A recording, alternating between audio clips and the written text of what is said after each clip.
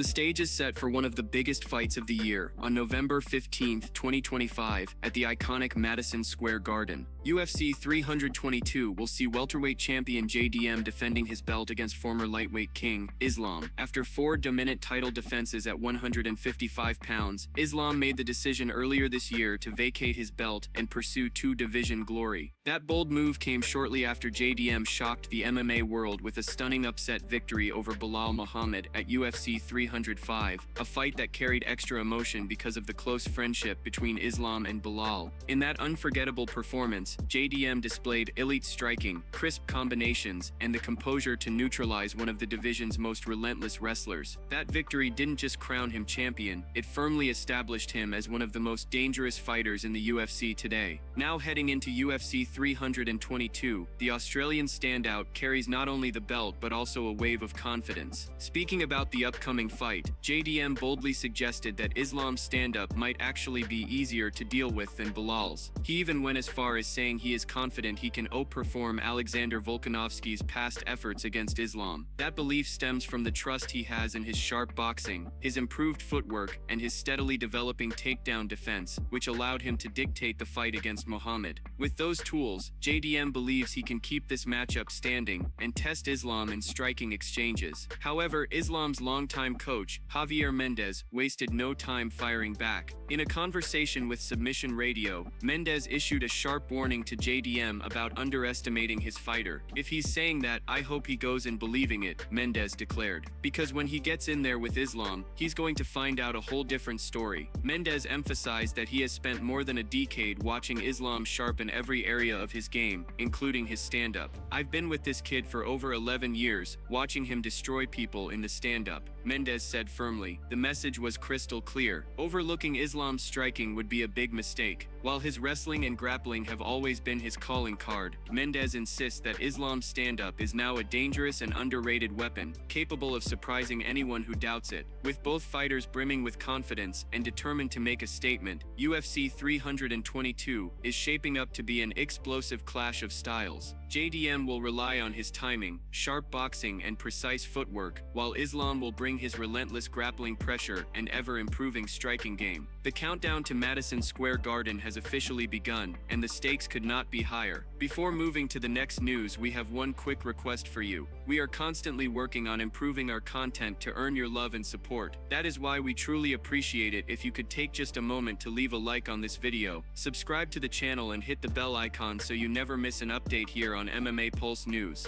Moving on to another news, UFC Qatar has locked in yet another tierling matchup, this time in the bantamweight division. On November 22nd, 2025, inside the Ali bin Hamad Al Attiyah Arena in Doha, Ilia Topuria, the older brother of reigning featherweight champion Ilia, will make his second UFC appearance against the dangerous Begzad Almakhan. Already, this fight is being labeled as one of the must-watch bouts on an absolutely stacked card. Alexandre, also known as El Matador, made his promotional debut earlier this year at UFC 312 against Kobe Thickness. Coming in with a 100% stoppage rate, many expected another quick finish. But instead, the fight went the distance. Alexandre had to dig deep, showing grit, composure, and undeniable durability. Across 3 tough rounds, he adapted, survived, and ultimately earned a unanimous decision victory. That win not only extended his streak to 4, but also proved that he is far more than just a finisher. He showed he has the mindset of a grinder, capable of winning under pressure when things don't go according to plan. Now he faces a true knockout threat in Begzad Almakhan, one of the most dangerous rising bantamweights in the world. With a professional record of 12 wins and just 2 losses, including 10 knockouts, Almakhan holds an incredible 93% finish rate. Earlier this year, he stunned fans when he brutally knocked out former TUF winner Brad Katona, becoming the first man ever to stop him inside the UFC. That highlight reel finish sent shockwaves through the division and immediately established Almakhan as a knockout artist who must be respected. This fight feels like a classic clash of styles. Alexandre brings technical skill, patience, and the ability to stay calm in grueling battles. His game is about adapting, breaking opponents down, and proving his toughness over time. Almakhan, on the other hand, is pure danger on the feet. Every punch he throws has the potential to end a fight instantly. The key storyline is simple. Can Alexandre weather the storm and drag Almakhan into deep waters, or will Almakhan's fight-ending power land before that happens? fans. Adding even more anticipation is the fact that UFC Qatar is shaping up to be one of the most exciting events of the year. Alongside Alexandre vs Almakhan, fans will also see Paulo Costa face Shara Bullet in a middleweight clash, Jan Blachowicz meet Bogdan Guskov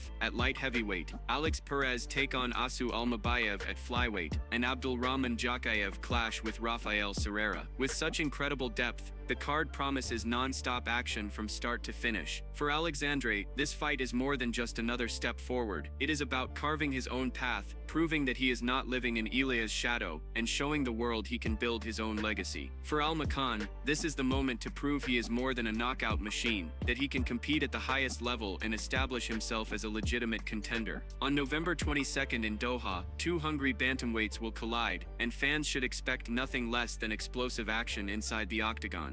Moving on to another news, Anderson Silva is set to receive a massive payout from the UFC antitrust lawsuit, reportedly collecting $10.30 million. This makes him the single highest paid fighter on the entire list of those benefiting from the settlement. To put that number into perspective, the average payout for fighters involved in the case sits at around $231,000, which means Silva's payment is nearly 45 times higher than the average. That figure alone shows just how significant his impact was during his legendary career. Silva's name has long been associated with greatness inside the octagon. He dominated the middleweight division for years, held the title in record-breaking fashion, and became a global superstar for the UFC. When a fighter of that magnitude takes part in a lawsuit of this scale, the results speak loud and clear. His $10.3 million payout is a direct reflection of his status as one of the most iconic athletes in MMA history, and also highlights the magnitude of the claims fighters brought forward in this case. For fans, the news serves as a reminder of the long-running debate about fighter pay and the treatment of athletes under the UFC banner.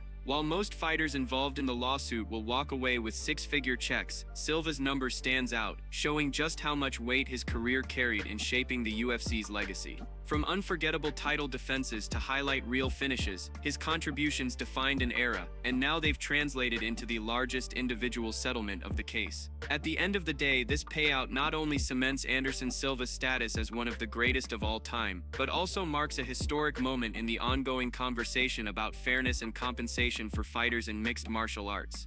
Moving on to another news, Alexander Volkanovski recently revealed that he actually believed stepping in on short notice against Islam Makhachev at UFC 294 would work in his favor. After going 5 tough rounds with Islam back at UFC 284, the featherweight champion felt the circumstances of an 11-day turnaround would force him into a style that could bring out his most dangerous version. During a recent episode of The Unscripted Show, Volkanovski explained that he genuinely thought he would walk into the octagon and get the finish. In his own words, he told himself, "I think I'm going to be more dangerous because it's short notice." He believed it with full conviction. Unlike his first fight where he admitted he was cautious at times, thinking about the takedown threat and not letting his hands flow as freely as he wanted, this time he had no choice. Volkanovski said he knew on just 11 days' notice he wasn't going to win a decision against Islam. The only path he saw was to push forward and hunt for the finish. That meant fighting in the pocket, staying in range where he could be hit, but also where he could land big shots of his own. For him, the mindset was simple. He had to go out there, take risks, and look for the stoppage. That urgency, in his view, would make him the most dangerous he had ever been. He felt he had no safety net and no reason to hold back. Of course, the fight did not go his way, but the insight into his mindset is fascinating. Volkanovski truly believed the short notice would free him from overthinking and allow him to fight with reckless precision. It shows the mentality of a champion, willing to embrace impossible odds and convince himself that the pressure could be turned into an advantage. Meanwhile, ahead of Islam's upcoming fight with JDM, recent footage shows the former lightweight champion looking bigger and stronger than ever. The build-up to that clash only adds more intrigue, as Islam continues to look like one of the most physically imposing fighters in the division.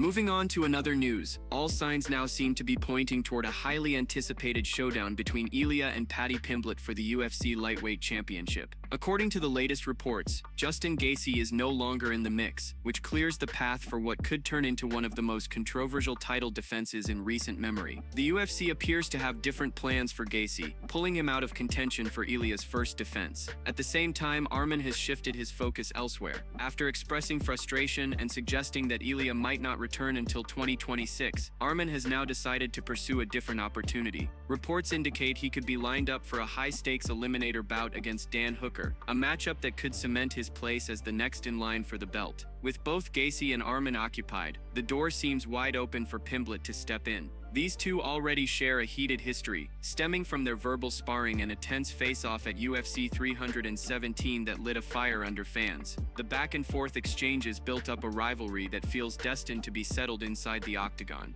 If the UFC chooses to cash in on that animosity, fans could be treated to one of the most talked-about title fights of the entire year. Still, the possibility of Pimblett being granted a title shot has been met with backlash. Currently ranked number 7 in the division, many observers feel he has yet to prove himself against the top tier of the lightweight elite. Critics argue that bypassing more deserving contenders undermines the merit-based structure of the rankings. Despite that, Pimblett's immense popularity and ability to capture headlines cannot be ignored. For the UFC, a fight between the Baddy and El Matador is a commercial goldmine, pairing one of the sport's most polarizing personalities with its undefeated rising superstar. Ilia has looked flawless on his rise to the throne, dismantling elite opponents with precision striking, slick grappling, and unshakable confidence that has drawn comparisons to the greats of the sport. His dominance has made him a feared presence in the division, and for many fans, his reign is just beginning. On the other hand, for Pimblett, this fight would represent the ultimate chance to silence his critics. A victory would prove his worth at the highest level and crown him with UFC gold.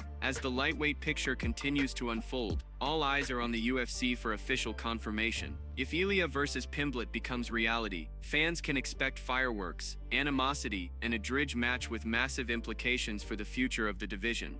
Moving on to another news, the middleweight division continues to build momentum, and while Khamzat currently sits at the very top with all eyes on him, there are hungry contenders lining up for their shot. One of those names is Borralho, a fighter who has been steadily climbing the ranks and earning recognition for his composure, his discipline, and his ever-improving skill set inside the octagon. Recently, during an appearance on MMA Junkie Radio, Borralho made it clear that while he respects Khamzat and even feels genuinely happy for his success, his ultimate mission is to be the man who takes him down and claims the belt for himself. Borralho spoke with a mixture of humility and unshakable confidence, making it clear that he is not just chasing hype or looking for clout. Instead, he is carefully preparing, working tirelessly, and ensuring that when his opportunity comes, he will deliver. "I'm definitely happy for the guy," he said, referring to Khamzat. "But I'm willing to go there, do the business, and face him. I just need to come here on Saturday, put on a great performance, and then after that go for the belt." Those words reflect his clear 3-step vision. Step 1, handle business in his upcoming fight. Step 2, call for the title shot. Step 3, dethrone the champion. Of course, the road to gold is never easy. Before Borralho can even think about Khamzat, he must first get through his current opponent, Nazar Demal.